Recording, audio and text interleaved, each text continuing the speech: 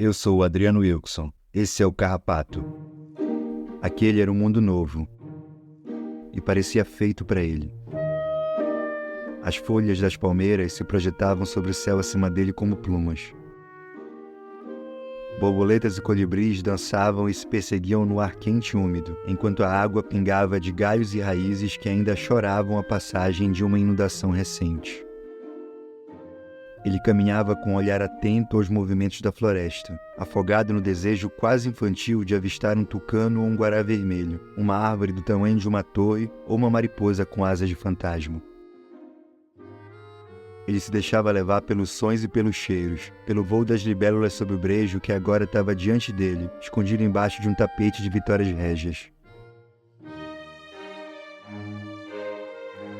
Ele parou e contemplou.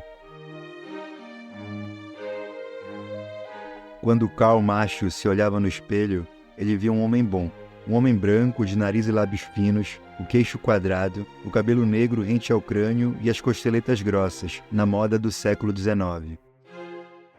Ele via um homem de ciência, mas não qualquer homem de ciência. Poucos cientistas tinham chegado onde ele estava agora.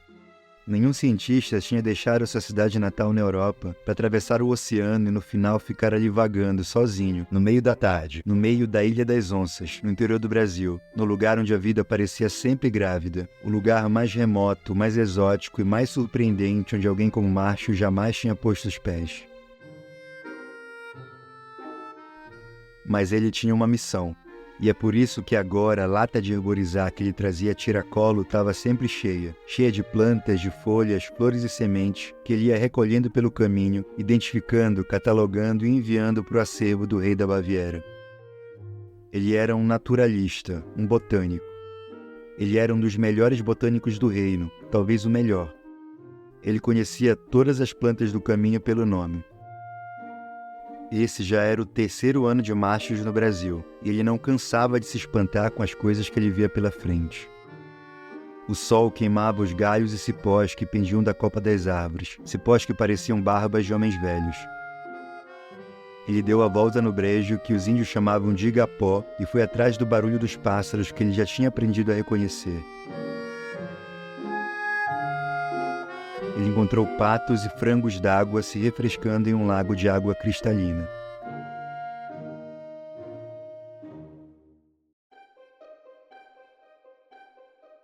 De repente, Machos viu a sombra das inajás caírem sobre a grama e percebeu que logo seria noite.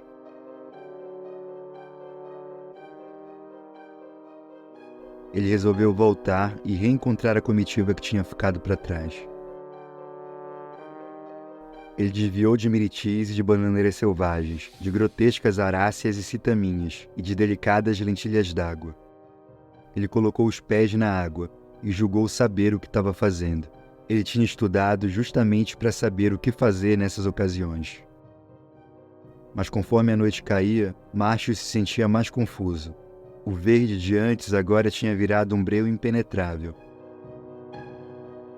Ele teve certeza que estava perdido quando se viu cercado de marajás, com seus espinhos avançando no inimigo como armas de guerra. Machos tentou sair da água pisando em folhas largas de helicônias, mas elas cediam e o empurravam ainda mais para o leito alagado. Os espinhos cortavam a sua carne branca e o sangue escorria pelas suas roupas e das roupas para a água escura, e a dor começava a ficar intolerável, e o cheiro que ele sentia agora era o cheiro de medo. E a Ilha das Onças tinha se tornado um labirinto que ele não conseguia decifrar. E os pés dele agora pisavam um território cheio de mistérios, onde a ciência dele não valia nada.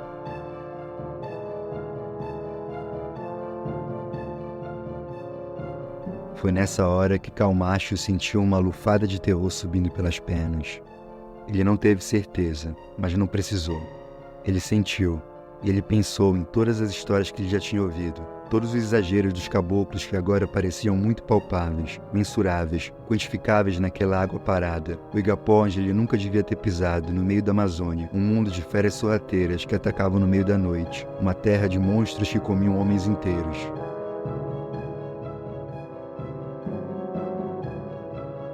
Sua primeira reação foi bater a lata de herborizar e gritar para espantar o bicho. E talvez encontrar ajuda. Mas ninguém respondeu. Ele estava sozinho.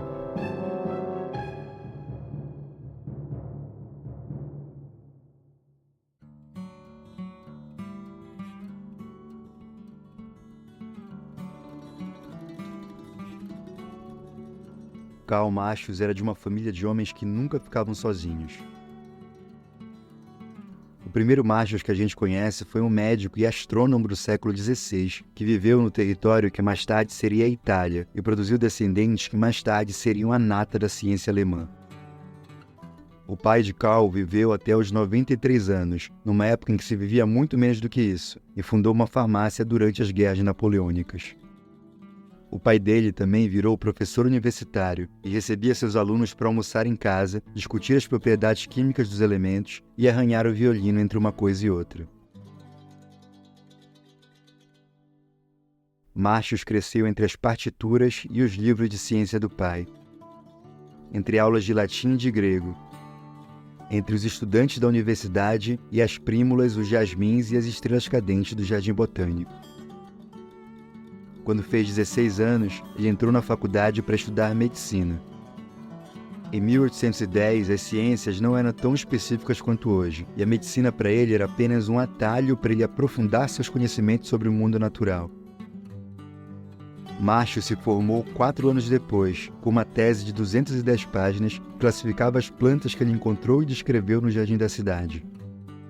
No prefácio em latim, ele pediu paciência aos leitores. Os leitores acharam ele um botânico brilhante. Ele conseguiu um estágio na Real Academia de Ciências de Munique, na capital do Reino da Baviera. Foi no Jardim Botânico de Munique que Martius encontrou o homem que mudaria a vida dele para sempre.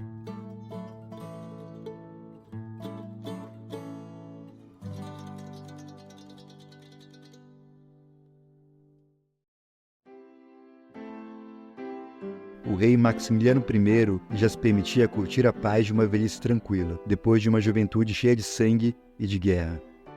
A Baviera tinha então apenas uma década como reino independente e vivia anos de paz depois de muito tempo no meio do fogo cruzado dos conflitos entre Napoleão e os outros reinos europeus.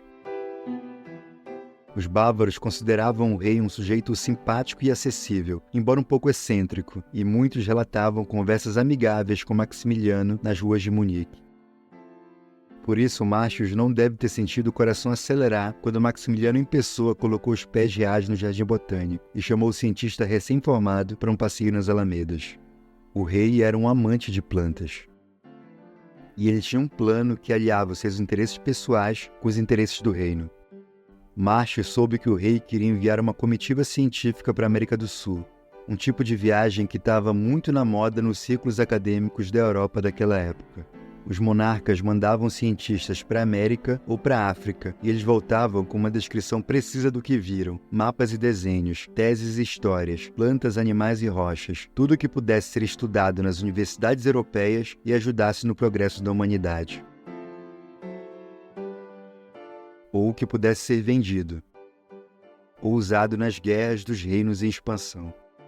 E além disso, não faria mal projetar a imagem da Baviera para o mundo como um lugar em que se fazia boa ciência. Martius achou essa uma boa ideia, e ele era um bom cientista, talvez o melhor. Mas essa viagem era difícil de arranjar, e cara. E ainda mais cara para um reino que ainda estava na infância. O Brasil era também um reino que usava fraldas, naquela época governado pela família real portuguesa, que tinha fugido para a colônia para não ser conquistada pelo Napoleão. Quando as casas reais de Portugal e da Áustria entraram em um acordo para fazer o casamento de Dom Pedro I com Maria Leopoldina, o rei da Baviera conseguiu uma carona para o seu cientista no navio da princesa austríaca. O navio sairia dali a pouco de Trieste, a única saída da Áustria para o mar. Karl Martius colocou o mínimo de que precisava numa mala. Ele seria o responsável pela parte botânica da expedição, e o zoólogo Johann Spix faria os estudos sobre a fauna brasileira. No dia 10 de abril de 1817, Karl Marx deixou para trás o porto austríaco e se lançou no mar Adriático, rumo ao Rio de Janeiro, rumo ao mundo novo que ele conhecia dos livros e das lendas, dos relatos dos poucos viajantes que foram e voltaram antes dele, dos mapas incompletos que ele consultou na biblioteca de Munique e das imagens que vinham na mente dele quando ele fechava os olhos toda noite. Os mastros do navio estalaram com um vento forte, que anunciava a tempestade. Em uma semana, ele faria 23 anos.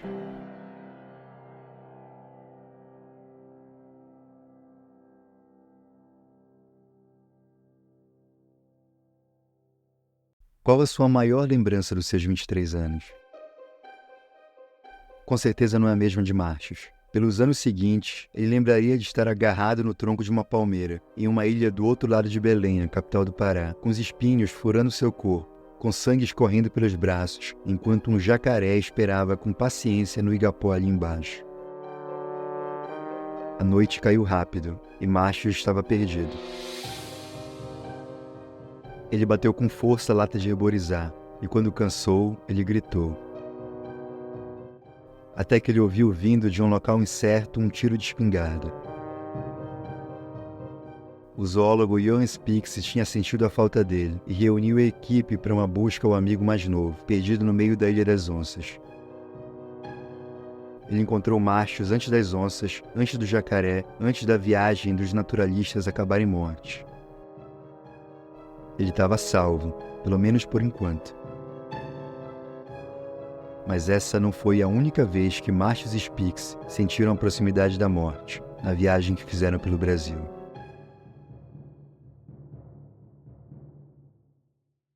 Foram mais de 14 mil quilômetros trotando no lombo de mulas, navegando em canoas, dormindo no meio do mato ou em cabanas improvisadas no cerrado, fugindo de animais peçonhentos e recolhendo tudo o que encontravam pelo caminho. Em 3 anos, eles conheceram mais o Brasil do que a maioria dos brasileiros. Eles se encantaram com a vista da Baía da Guanabara ao subir o Corcovado no Rio de Janeiro e se admiraram com o canto dos negros na igreja Nossa Senhora do Rosário. Eles acharam São Paulo enfadonha e recolheram escaravelhos e mariposas a caminho de Sorocaba, onde um paulista ofereceu a eles uvas que eles acharam menos doces do que as europeias.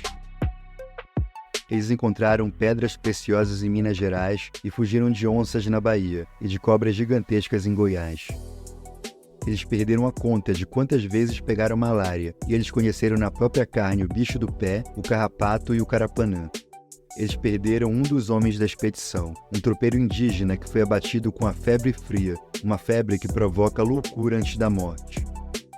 Muitos homens abandonaram a viagem, castigados pelo calor, pela falta de comida e de água.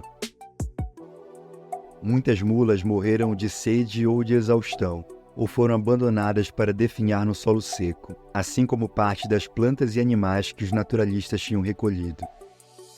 Eles tentavam aplacar a sede com a pouca água que se acumulava nas folhas dos gravatais, desviando de seus espinhos agressivos. Quando Spix e Marx atravessaram a Caatinga e chegaram no Maranhão, e depois nas águas infinitas da Amazônia, eles já sabiam que esses seriam os últimos meses da aventura.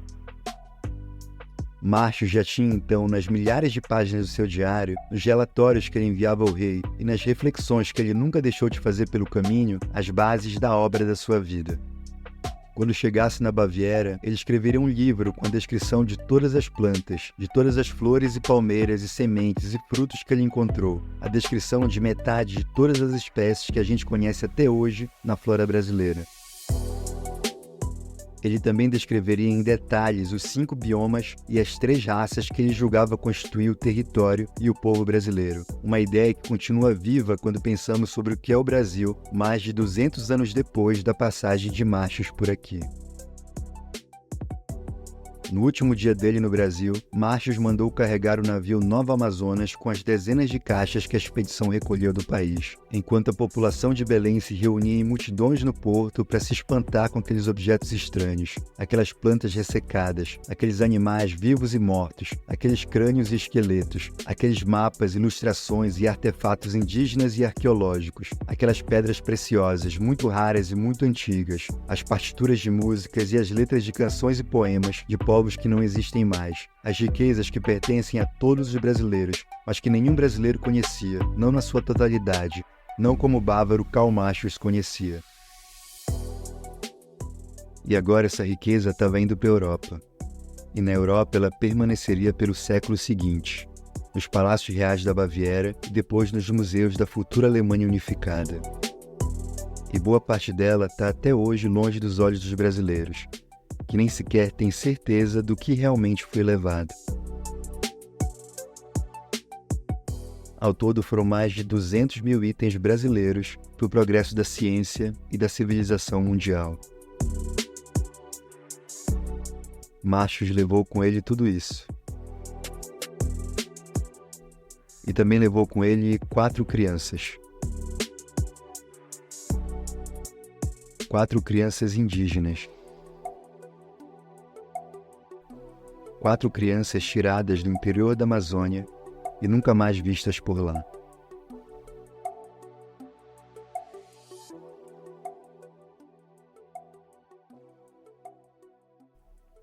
Eu não sei o que elas pensaram quando entraram naquele navio. Quando a âncora foi erguida, as velas se estufaram e o vento empurrou a imensa canoa de madeira, pano e corda para longe. Eu não sei o que elas sentiram. Eu não sei se elas viram a mata rareando na beira do rio, as bananeiras se tornando milho, cana e cacau, o rio se estreitando e depois se alargando e o barco deslizando, levando elas para a Europa. O que eu sei é que nenhuma das 4 crianças indígenas que Karl Marx e Johann Spix tiraram do Brasil era fluente em português, em alemão ou em nenhuma língua que os homens em volta delas falavam. Eu não sei se elas sabiam que elas estavam indo para a Europa. Eu não sei quando elas entenderam que elas não voltariam.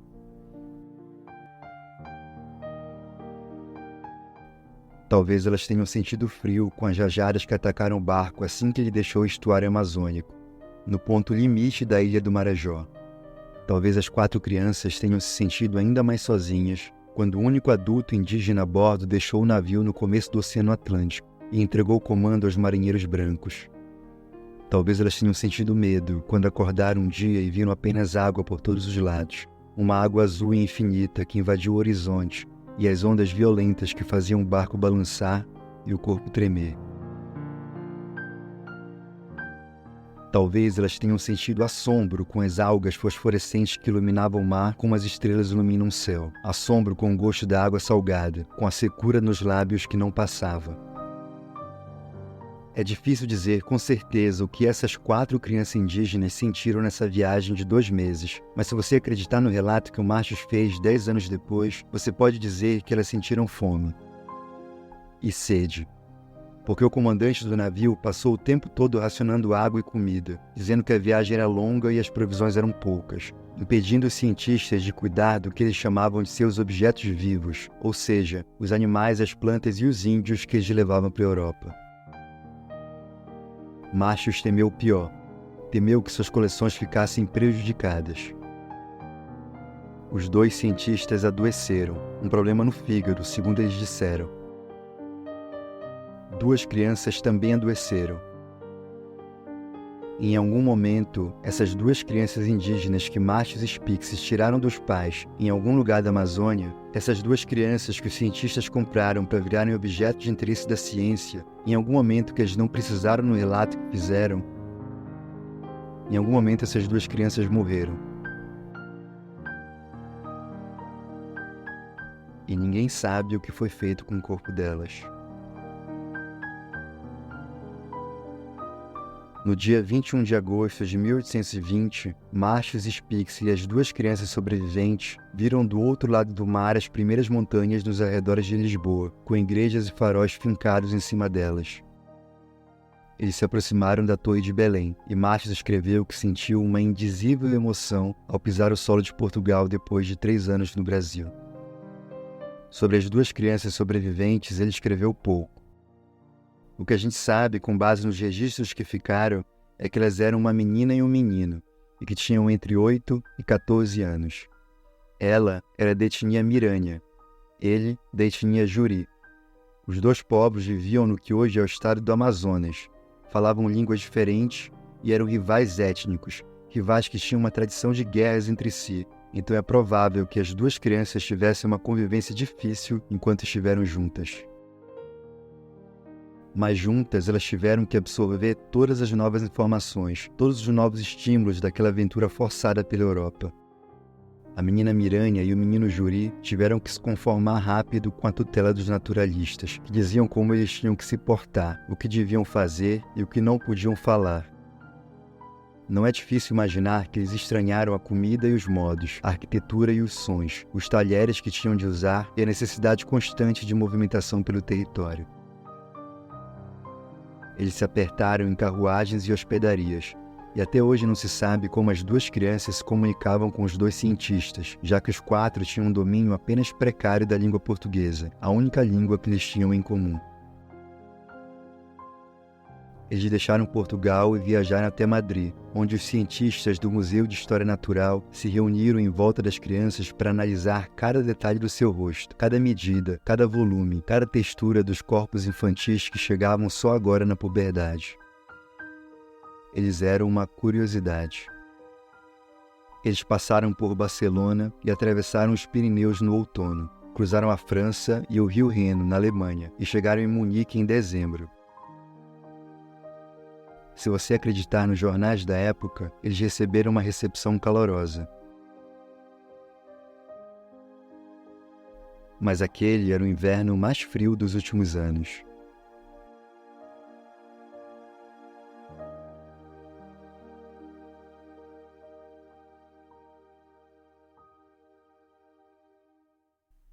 Munique estava em festa quando os naturalistas chegaram.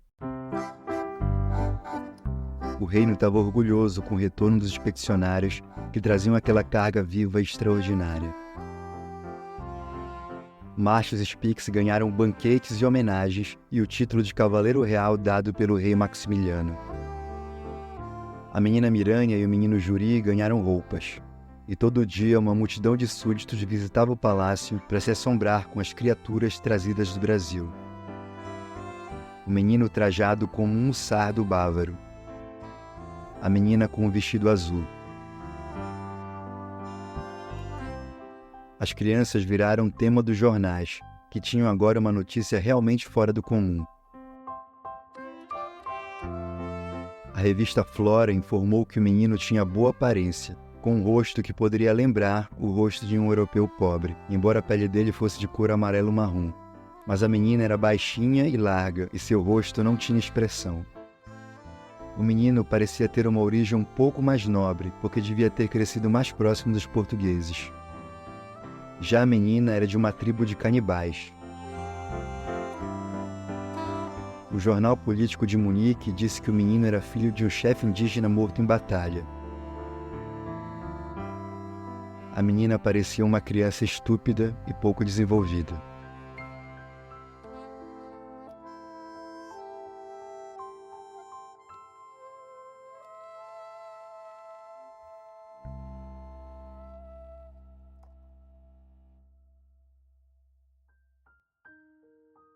Quando ela se olhava no espelho, ela talvez se surpreendesse com a dureza do próprio olhar. Uma dureza e uma profundidade cheia de sentidos, e elas ficaram gravadas nas ilustrações que fizeram dela, assim como o cabelo preto e liso na altura dos ombros e o nariz furado pelo adereço que ela tinha parado de usar. Ela posava para todos os artistas com um misto de indignação e vergonha. Ela teve que se acostumar, pelo menos tentar. Ela ganhou um nome novo, um nome europeu. Ela teve que aprender a dormir em camas e aprender o jeito certo de caminhar ao entrar em uma igreja. Ela teve que aprender o que era uma igreja e o que era o sinal da cruz. Ela se ajoelhava e fazia orações, mesmo que não entendesse o que era uma oração. Às vezes ela se recusava, gritava, fazia birra. Às vezes ela se permitia ser criança. Os jornais diziam que ela estava sendo teimosa e usavam um eufemismo para explicar por que, para ela, era preciso dar um tratamento mais áspero. Ela teve que aprender a usar roupas e adereços que as mulheres alemãs usavam, e quando ela aparecia em público assim, os jornais elogiavam porque agora ela tinha vaidades femininas, mesmo sendo uma índia primitiva. Um dia, depois que os alemães ensinaram a menina a usar roupas, eles obrigaram ela a tirar, E assim, nua, ela teve que posar para um artista que fez um retrato de corpo inteiro dela. Um retrato que mostra não só a nudez infantil, mas também o desconforto, o constrangimento de uma criança solitária. Um retrato da violência colonial estampado na expressão da menina indígena. A civilização começava a entrar no coração dela. Outras coisas entravam no corpo dela. Um corpo incapaz de se defender de um batalhão de micróbios, bactérias, fungos e vírus de um mundo completamente diferente. Ela não conseguia se lembrar de como era a sensação de ser uma pessoa saudável. A menina Miranha viu o menino Juri arder de febre, e os jornais disseram que foram necessárias 8 sessões de sangria com sanguessugas para ele melhorar. A imprensa, os cientistas e a corte do rei diziam que a culpa era do frio, e aquele foi mesmo um frio extremo que nem os moradores de Munique estavam suportando, muito menos crianças trazidas do interior do Brasil que estavam sentindo frio pela primeira vez. Mas hoje a gente consegue entender que culpar o frio, culpar a natureza pelas consequências das próprias atitudes, talvez tenha sido a saída mais fácil que as pessoas daquela época encontraram para contar a história das crianças indígenas sequestradas no Brasil. Não foi a natureza que tirou essas crianças dos pais e levou elas para outro país, um país onde ninguém falava a língua delas, onde elas serviriam como objetos vivos de um gabinete de curiosidade, onde elas adoeceriam do corpo e da mente e de onde elas nunca poderiam sair. Não foi a natureza que patrocinou uma viagem de 3 anos pelo Brasil e tirou daqui tudo o que podia, inclusive 4 crianças, sob o pretexto nobre de salvá-las da barbárie e de contribuir com o avanço da civilização. Não foi a natureza. Foi Karl Marx, Johann Spix e o rei Maximiliano I.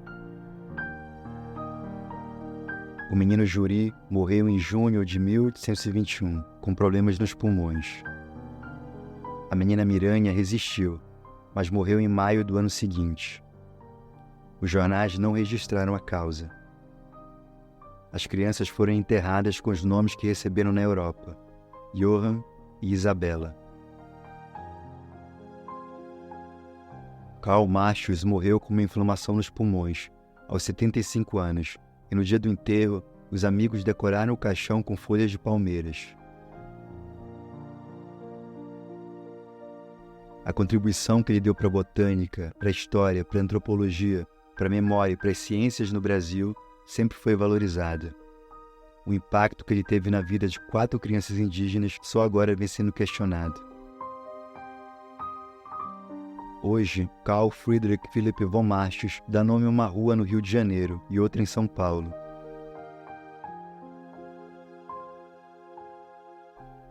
O nome verdadeiro das crianças a gente nunca soube.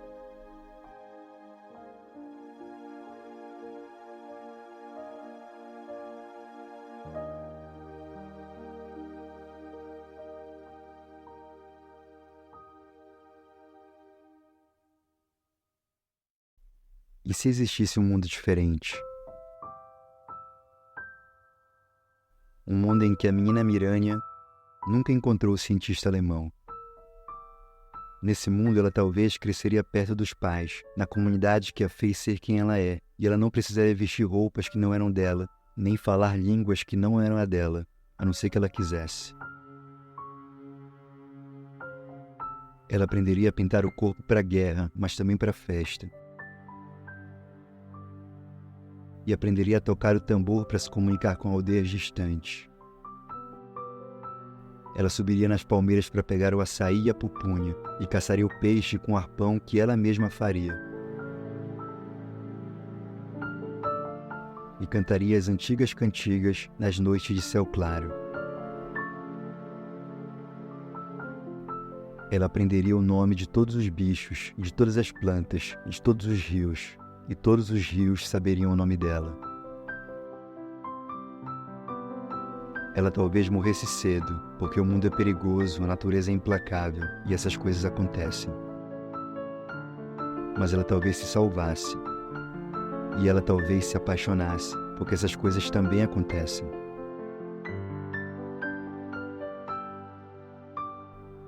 Ela aprenderia a dançar. E talvez tivesse filhos, e ela correria com os filhos na praia. enquanto as tartarugas escondiam os ovos na areia.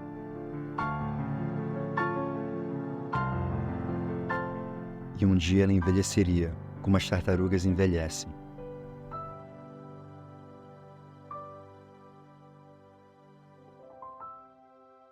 E nesse dia ela perceberia que ela teve a vida que ela sempre quis ter. Como se o mundo tivesse sido feito para ela.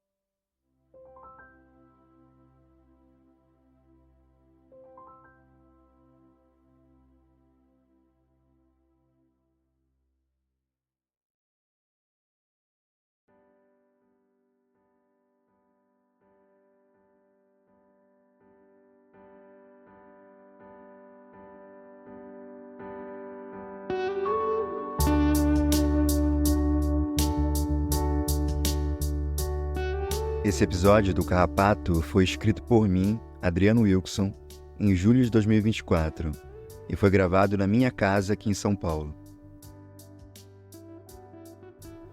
Eu estou muito feliz de apresentar para vocês o meu novo podcast, que é meu projeto mais ambicioso, uma forma que eu encontrei de contar as histórias que eu quero, do jeito que eu acho que elas devem ser contadas. Eu conheci a história das crianças indígenas sequestradas quando eu li o romance O Som do Rugido da Onça, da Micheline Verunsky. E eu recomendo muito esse livro. Ele propõe uma história para essas crianças que a gente, infelizmente, conhece muito pouco. Para escrever esse episódio, eu tive a ajuda de um amigo meu, o historiador Rafael Uchoa. O Rafael escreveu a tese de doutorado dele sobre o Karl Marx e me indicou livros e artigos sobre o assunto. Foi muito útil também o trabalho dos pesquisadores Maria de Fátima Costa e Pablo Jenner. Eles encontraram documentos sobre a vida das crianças na Europa e foram uma fonte muito importante para mim. Agora, antes de eu ir embora, eu queria pedir uma ajuda. Esse podcast é uma aventura de uma pessoa só e ele depende da contribuição dos ouvintes que acreditam nele. Então, se você puder, se não for fazer falta, eu vou ficar muito grato se você puder contribuir e apoiar o Carrapato.